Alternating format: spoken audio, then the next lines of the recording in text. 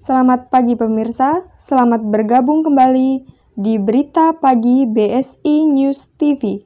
Bersama saya, Clarissa Dewi. Dalam 3 menit ke depan, kami akan menyajikan info-info terkini dan aktual. Di antaranya,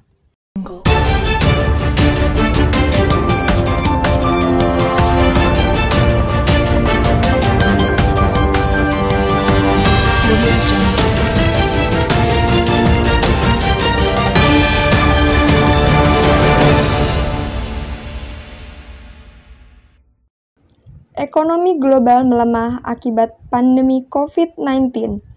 Sebagian besar negara maju dan berkembang berpotensi mengalami resesi pada perekonomiannya, tak terkecuali Indonesia. Menurut ekonom Bank Permata, Joshua Pardede, perekonomian Indonesia sudah menunjukkan pelemahan.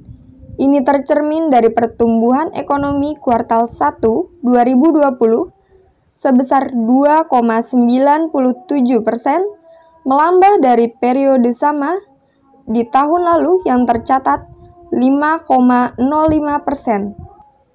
Joshua Pardede mengatakan, ini mengindikasikan bahwa produktivitas perekonomian baik dari sisi permintaan dan produksi mengalami penurunan. Penurunan aktivitas ekonomi nasional berdampak langsung pada pemutusan hubungan kerja (PHK) yang dilakukan oleh sebagian besar sektor usaha, termasuk pada sektor ekonomi non-formal akibat kebijakan PSBB di berbagai daerah di Indonesia.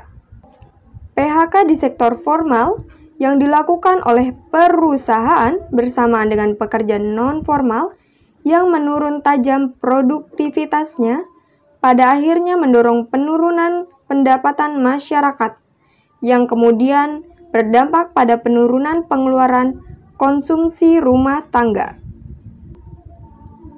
Joshua Pardede menjelaskan bahwa sebagian besar pekerja non-formal juga terdampak dengan penurunan pengeluaran konsumsi, dan bahkan turun kelas dari sebelumnya masyarakat berpenghasilan menengah menjadi penduduk rentan miskin, bahkan turun kelas menjadi masyarakat prasejahtera. Oleh sebab itu, perlambatan ekonomi domestik yang cukup signifikan membuat Indonesia berpotensi mengalami resesi, yakni ketika pertumbuhan ekonomi selama 2 kuartal berturut-turut negatif. Pemerintah sendiri memperkirakan pertumbuhan ekonomi kuartal 2 2020 akan kontraksi di kisaran minus 3,5% hingga minus 5,1%, dengan titik tengah di minus 4,3%. Pada kuartal 3 2020 diharapkan ekonomi Indonesia kian membaik, meski tetap berpotensi tumbuh negatif, yakni di kisaran minus 1% hingga positif 1,2%.